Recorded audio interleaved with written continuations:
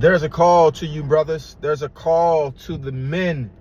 Men, God is calling his men back to him. The Father is calling his men back to him because the times that we are living in, and I know you could say, hey, we've heard this before. The times, but I can see urgency of the fire of God really pouring out his spirit among flesh and people who've not believed in him, people who've lost their faith, like I had once did. I had lost my faith.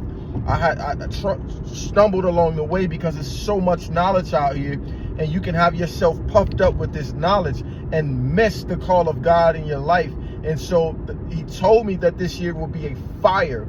He said, start a fire this year, a spiritual fire, and allow the fire of God to shut up in your bones like Jeremiah, and begin to start a fire and where it can start catching on to everybody else that he is calling. And he started the year off with a fire in California, huge major fire in California, man. And many look at it as in the natural, but I look at it as in the spiritual, because there is a cleansing and there is a purging that is going forth, and God is destroying old altars that was set up to manipulate the bloodlines of his people.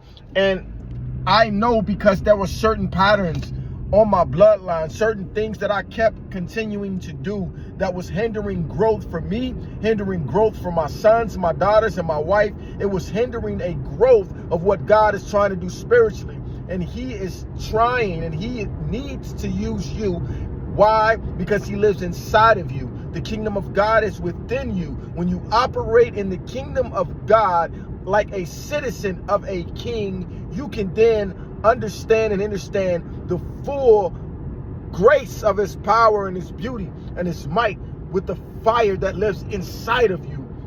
Look, he is calling generals back to their position. Men, you are a king in your home. You are a priest in your home. The first church is the family. It is not a building. It is not a club. It is not Christianity. The first church is the family unit.